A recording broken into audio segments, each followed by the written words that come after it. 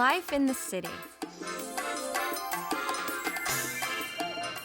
The inhabitants of the city make hundreds of choices every day. They decide what to wear. They decide where to eat. They decide what train to take.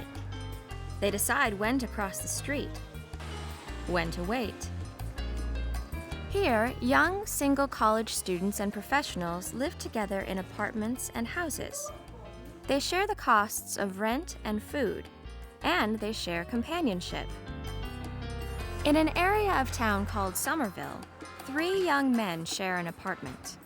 One day, one of the roommates gets a job in another city. He moves away. Bye.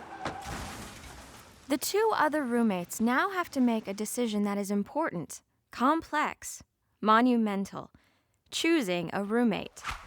Let's look at these roommates in their natural environment.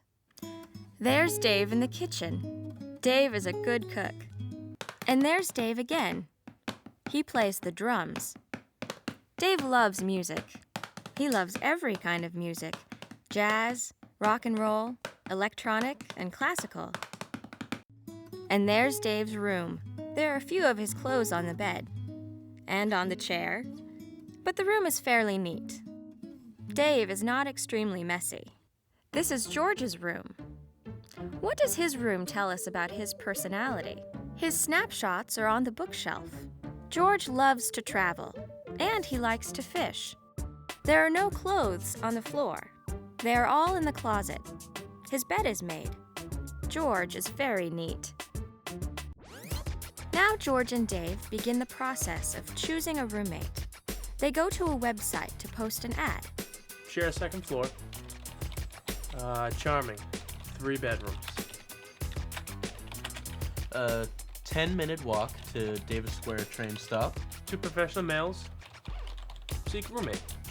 $750 a month plus utilities. Sounds good. Ah, success! The ad gets a response. Thursday afternoon or Saturday evening? Which is better for you? Now let's watch as George and Dave meet their first candidate. His name is Travis. Dave puts a plate of cookies on the coffee table next to the chair. They start with a basic question. They want to know why Travis is looking for a place to live. He's nice. Why are you looking for a new place to live? Me and my roommates now, we have a few problems. Travis does not get along with his roommates.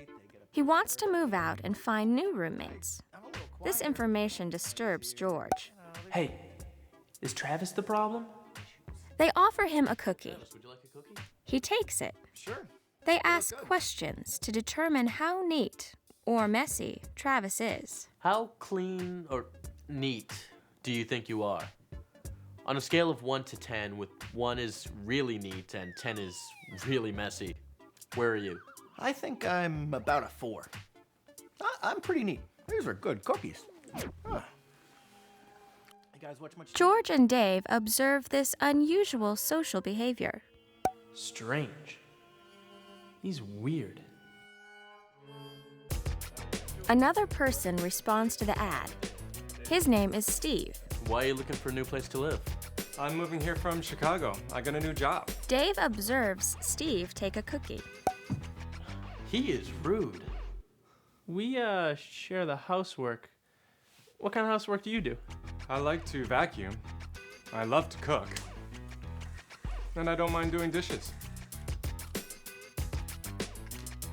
Yeah, he's all right. George and Dave discuss Steve. They don't agree. I don't know. He takes cookies without asking. So what? That doesn't matter. It's rude. He's inconsiderate. He does housework. A third person responds to their ad. His name is Joe. Both of us really like music a lot. Do you listen to music? What do you like?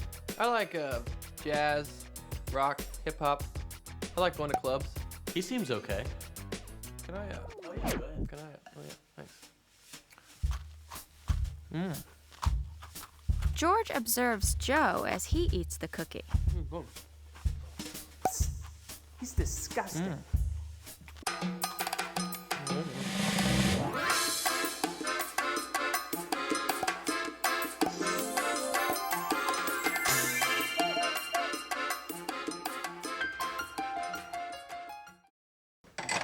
Dave and George choose Steve. Steve is very neat,